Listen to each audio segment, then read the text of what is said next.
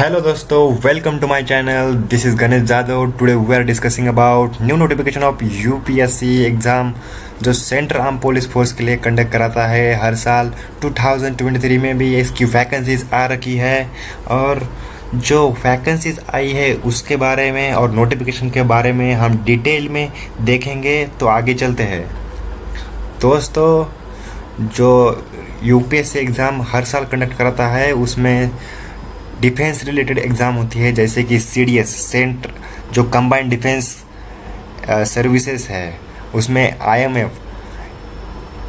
Indian military academy, OTA और air force उसके बारे में जो निकालती है। वैसे ही जो पैरामिलिट्री रहती है उसके लिए सीएपीएफ एग्ज़ाम वो कंडक्ट कराती है हर साल, और उसको हम देखेंगे। जो एग्ज़ाम नोटिफिकेशन निकाला गया है वो 26 अप्रैल को निकाला गया, और एग्ज़ाम को एप्लीकेशन जो है फिलअप करने का टाइम दिया है वो 16 मई तक उन्होंने ये डेट दी की लास्ट डेट दे रखी है।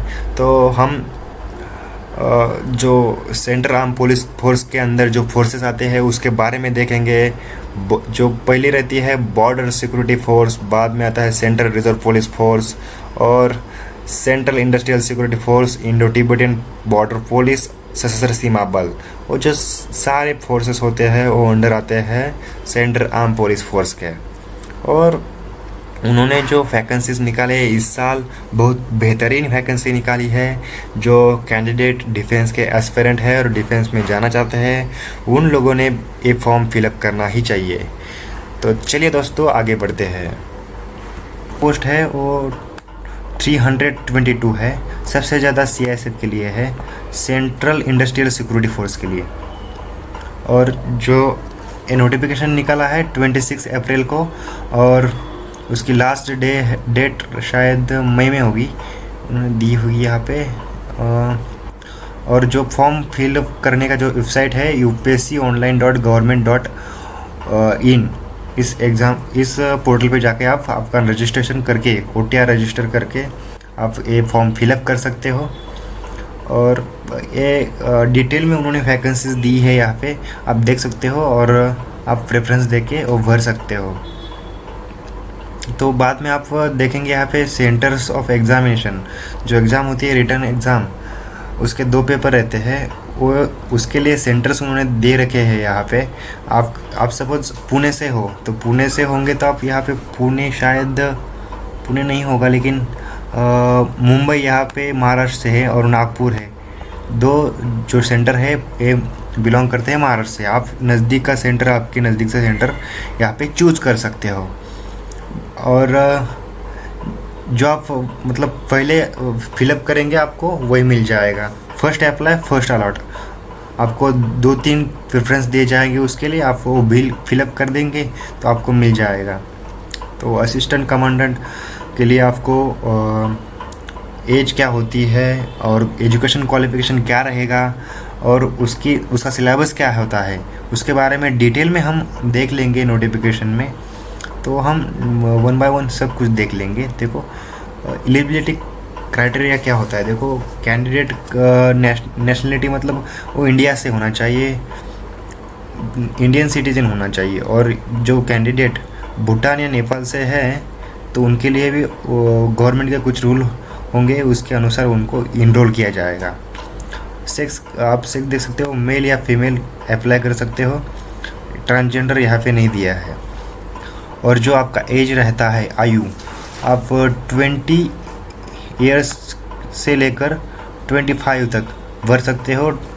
मतलब आप मैक्सिमम एज आपकी 25 ईयर्स होनी चाहिए और मिनिमम 20 ईयर्स। मतलब आप लास्ट ईयर में हो ग्रेजुएशन के, आप 3rd ईयर की ग्रेजुएशन कर रहे हो और लास्ट ईयर की एग्ज़ामिनेशन लास्ट ईयर में हो तो आप ये एग्ज़ाम दे सकते हो। लेकिन आपको इंटरव्यू के टाइम आपको TY का पास होना चाहिए, मतलब लास्ट ईयर पास का आपको सर्टिफिकेट होना चाहिए।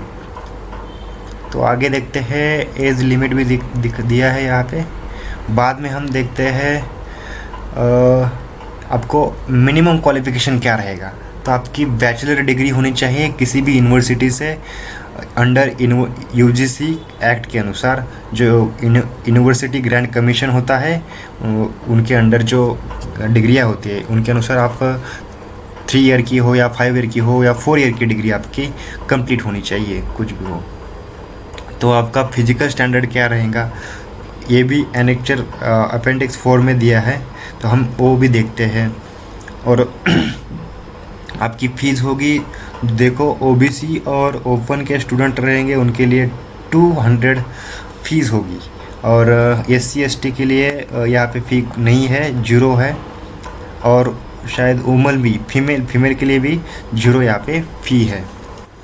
जो देखो एक सेंट्रल के एग्ज़ाम की एक खासियत होती है, यूपीएससी हो या स्टाफ सिलेक्शन कमीशन हो, एससी एसटी और फीमेल के लिए यहाँ पे फ़ी पेमेंट करने की कोई बात नहीं है, मतलब exempted, they are exempted from fee, so that वो तो फिलअप करना चाहिए उनको जो इस क्राइटेरिया में बैठता है, उसका एजुकेशन क्वालिफिकेशन पूरा हो। और उन जिन्हें सेंट्रल गवर्नमेंट की और सेंट्रल गवर्नमेंट मिलिट्री रिलेटेड जो एग्ज़ाम होते हैं, पैरामिलिट्री हो या सीडीएस, उन्होंने ये एग्ज़ाम देनी चाहिए।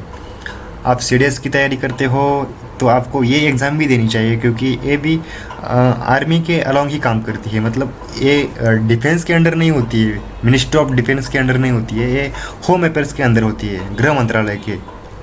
तो ये भी मिलिट्री टाइप ही एग्ज़ाम है, मतलब आपको इंटरनल सिक्योरिटी के लिए आपको काम करना पड़ता है अलॉन्ग विथ स्टेट गवर्नमेंट।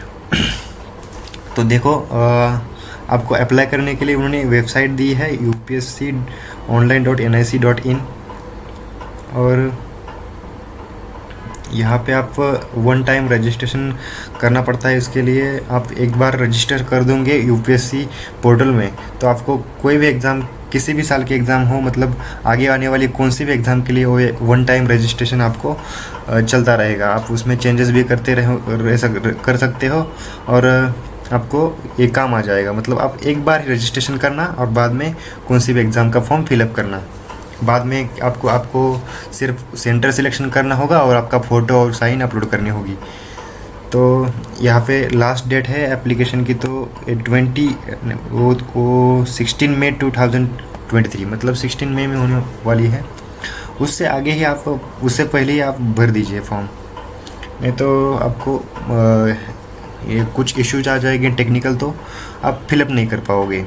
तो आपका नेम और एग्ज़ामिनेशन रजिस्ट्रेशन आईडी, और आपको सर्विस अलोकेशन कैसी मिलती है, तो मेरिट लिस्ट के अनुसार आपको सर्विस मिलेगी।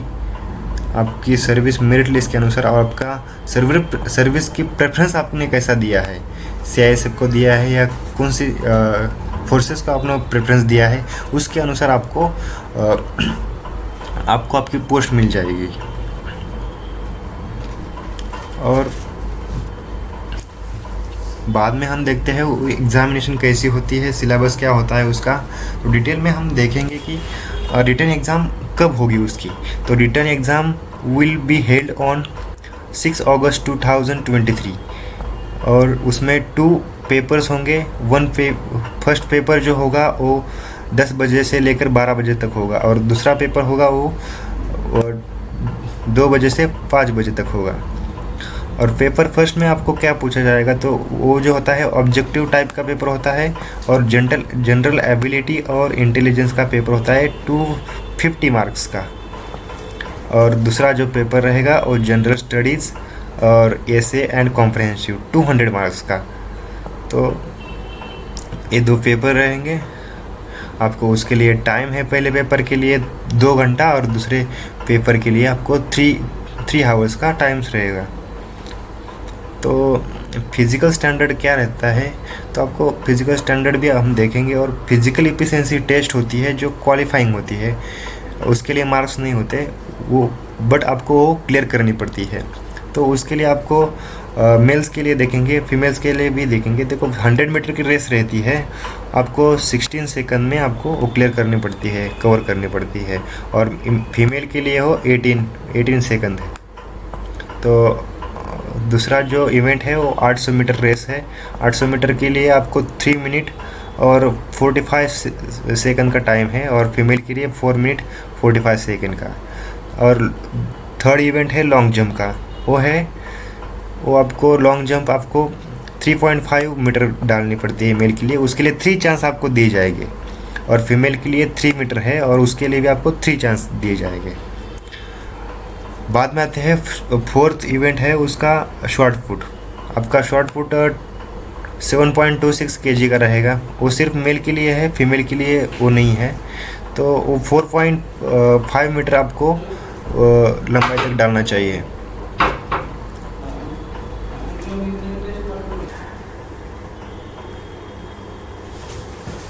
देखो, आफ्टर फिजिकल एफिशिएंसी टेस्ट आपको आपकी पर्सनालिटी टेस्ट होगी, आपका मेडिकल टेस्ट चेकअप किया जाएगा पहले, तो बाद में आपको इंटरव्यू देना पड़ेगा। इंटरव्यू में आपको आपकी पर्सनालिटी चेक की जाएगी, और जो डिटेल एप्लीकेशन फॉर्म होता है आपका, उसके बारे में आपको एक क्वेश्चन पूछा जाएगा। और जो पर्सनालिटी टेस्ट है वो 150 मार्क्स की रहेगी। वो आपके रैंक में, आपके मेरिट में काउंट किए जाएंगे। आपका फाइनल सिलेक्शन होगा वो रिटन एग्ज़ाम और इंटरव्यू के बेसिस पे आपको फाइनल लिस्ट में आपका नेम आ जाएगा। और बाद में आपको डिटेल में सिलेबस हम देखेंगे। पहले तो जो रिटन एग्ज़ाम होती है उसका डिटेल में सिलेबस दिया है उन्होंने यहाँ पे। जो पेपर फर्स्ट होता है, पेपर फर्स्ट के लिए आपको जनरल एबिलिटी एंड इंटेलिजेंस में जनरल मेंटल एबिलिटी मतलब आपके क्वांटिटेटिव एप्टीट्यूड के क्वेश्चन रहेगी, डाटा इंटरप्रिटेशन के ये रहेगी क्वेश्चन रहेंगे। बाद में जनरल साइंस पूछा जाएगा। जनरल साइंस में आपको जो आपको डेली ऑब्जर्वेशन में जो आते हैं साइंस के क्वेश्चंस, और जो करंट में जो आपको साइंस और टेक्नोलॉजी के बारे में जो क्वेश्चंस आते हैं, इसके लिए आपको विजन आईएएस की एक जो मैगजीन आती है विजन 365, उससे आप कर सकते हो। ये भी ठीक रहेगा इसके लिए मटेरियल।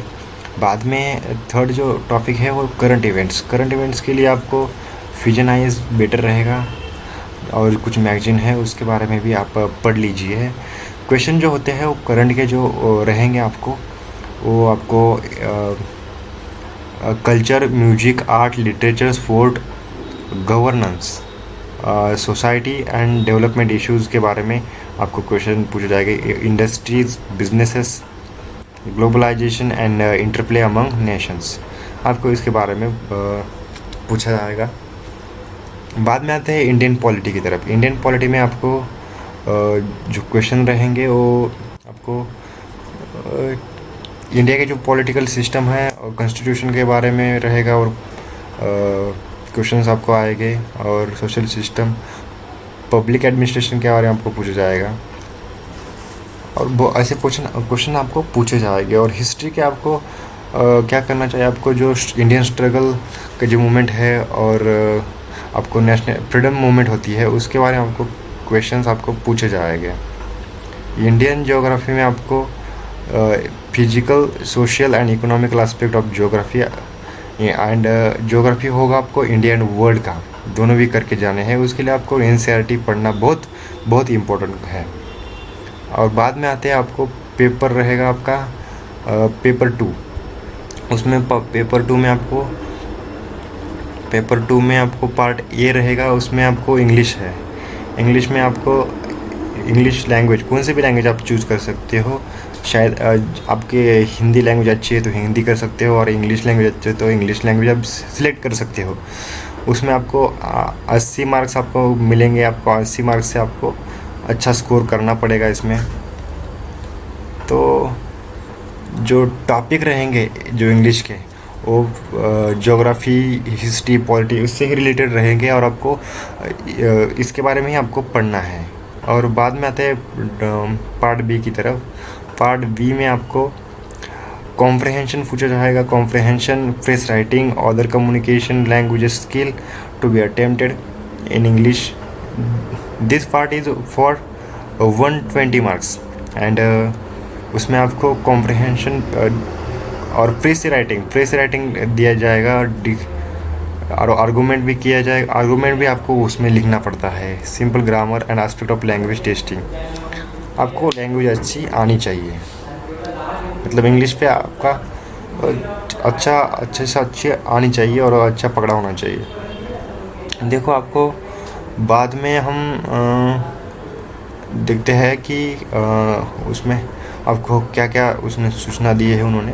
तो आपका एडमिट कार्ड, आपको ई एडमिट कार्ड मतलब आपको मेल आ जाएगा उनका, और नहीं तो इस एग्ज़ाम के पहले आपको जीमेल चेक करना चाहिए आपको।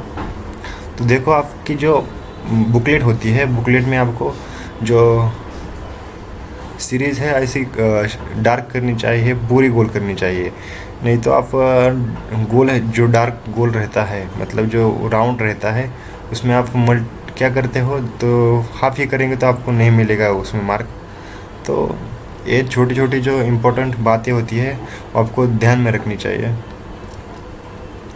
आपको जो फिजिकल स्टैंडर्ड रहेगा मेडिकल का, तो पहली बात तो फॉर्म फिलअप करने से पहले आपको ये जानना चाहिए, आपको फॉर्म फिलअप करने से पहले मेडिकल स्टैंडर्ड जानना बहुत इम्पोर्टेंट है। आपका मेडिकल स्टैंडर्ड आपका आप फुलफिल करते हो, CAPF के अनुसार फुलफिल करते हो, तो आप उसके लिए फुल फॉर्म फिलअप करिए। देखो नहीं तो क्या हो जाएगा कि आप CAPF की एग्ज़ाम के लिए आप फॉर्म भर रहे हो और आपकी हाइट ही नहीं, इतनी हाइट ही नहीं 165, तो आपको वहाँ से रिजेक्ट किया जाएगा। तो आपका टाइम वेस्ट, मनी वेस्ट, सब कुछ वेस्ट। तो आपको पहले आपकी जो हाइट है मेन के लिए 165 है, वुमन के लिए 157 सेंटीमीटर सॉरी, और चेस्ट आपकी मेन की होती है 85 सेंटीमीटर, और एक्सपांड करके आपको 5 सेंटीमीटर बढ़ानी है, मतलब 86 सेंटीमीटर आपकी एक्सपांड करके चेस्ट भरनी चाहिए। मिनिमम जो वेट दिया है उन्होंने 50 kg दिया है मेन के लिए, और फीमेल के लिए 46 दिया है। देखो आई साइट आपकी आई साइट जो है वो 6/6 विजन रहेगा, करेक्ट विजन, और वर्स्ट विजन होता है वो 6/12 होता है, वो नहीं होना चाहिए। आप तो लेसिक सर्जरी भी कर सकते हो, उसमें कोई बात नहीं है। देखो आप बाद में हम देखेंगे कि आपका ईयर होती, आपका कान में आपका मतलब आपको सुनने अच्छा आना चाहिए, सुनना, तो आपको सुनना आना चाहिए। और कैरिंग एंगल जो होता है, मतलब हाथ और पैर आपका, वो आपका जो कैरिंग एंगल होता है वो टेढ़ी नहीं होनी चाहिए, और नोज़ भी टेढ़ा वगैरह नहीं होना चाहिए, आपका सीधा नोज़ होना चाहिए, उसमें कोई भी इशू नहीं होना चाहिए। आपका नेक भी मतलब नेक भी चेक किया जाएगा, टीथ भी चेक की जाएगी, आपके टीथ ठीक है या नहीं है। आपको एक डिसीज़ है, कोई क्रोनिकल डिसीज़, स्किन डिसीज़ है, तो आपको वहाँ से रिजेक्ट किया जाएगा। तो पहले बात तो आप ये मेडिकल स्टैंडर्ड आपने जो दिया है यहाँ पे दिया है, और आप मिलिट्री के लिए जाना चाहते हो या कोई भी डिफेंस एग्ज़ाम दे रहे हो, और आप CAPF के लिए भी आप देख रहे हो, मतलब आप CAPF भी कर रहे हो, उसके लिए प्रिपेयर कर रहे हो, तो पहले मेडिकल स्टैंडर्ड पहले देख लीजिए। आप पहले किसी भी डॉक्टर के पास जाकर ये कंडीशन है वो चेक कीजिए, तो आप बाद में वो फॉर्म जो है फिल कीजिए, फॉर्म भरिए। नहीं तो क्या हो जाएगा कि आपका सब वेस्ट हो जाएगा, मनी वेस्ट हो जाएगा, टाइम वेस्ट हो जाएगा, सब कुछ वेस्ट हो जाएगा। आप इंटरव्यू के लिए जाएंगे और आप मतलब फिज़िकल मेडिकल में आप यहाँ से आउट हो जाएगा, तो आपको ये फॉर्म फिल नहीं करना चाहिए। देखो किस स्टूडेंट के लिए आप कैंडिडेट को क्या होता है, हार्निया होता है, ये जो डिसीज़ होते हैं उनको भी ये फॉर्म नहीं भरना चाहिए। देखो कोई तो क्या टैटू निकलता है, टैटू में कंटेंट जो है, देखो टैटू भी हो तो आपको यहाँ ये फॉर्म नहीं भरना चाहिए। ये जो थोड़ी छोटी बातें थी यहाँ पे हमने दी है, ये विस्तृत रूप में हमने इस फॉर्म का यहाँ पे डिटेल में यहाँ पे हमने ये नोटिफिकेशन पढ़ा है, और आपने भी ये ठीक से पढ़ना चाहिए। आपको भी ये ठीक से पढ़ के यहाँ पे कुछ तो आपको उसके बारे में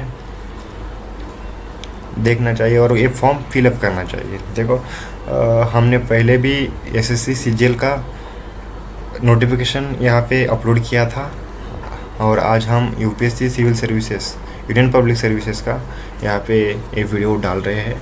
तो आप जो डिसीज होते हैं उनको भी ये फॉर्म नहीं भरना चाहिए। देखो कोई कोई तो क्या टैटू निकलता है, टैटू में कंटेंट जो है, देखो टैटू भी हो तो आपको यहाँ ये फॉर्म नहीं भरना चाहिए।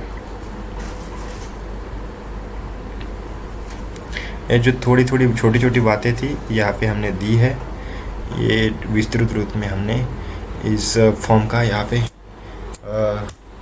डिटेल में यहाँ पे हमने ये नोटिफिकेशन पढ़ा है और आपने भी ये ठीक से पढ़ना चाहिए। आपको भी ये ठीक से पढ़ के यहाँ पे कुछ तो आपको उसके बारे में देखना चाहिए और ये फॉर्म फिलअप करना चाहिए। देखो हमने पहले भी एसएससी सीजीएल का नोटिफिकेशन यहाँ पे अपलोड किया था और आज हम UPSC civil services union public services का यहाँ पे ये वीडियो डाल रहे हैं। तो आप मेरे को सपोर्ट कीजिए, मैं ऐसे ही गवर्नमेंट के जो नोटिफिकेशन है उनके बारे में यहाँ पे अपडेट देता रहूँगा आपको और मतलब ज़्यादा से ज़्यादा आपको जानकारी उसके बारे में देता रहूँगा। तो आपको ये यूट्यूब चैनल को सब्सक्राइब कीजिए, मेरे चैनल को, और ऐसे ही वीडियो के लिए आपको बिल नोटिफिकेशन को दबाना चाहिए और जैसे ही घंटी बजेगी आपको नोटिफिकेशन मिलता रहेगा।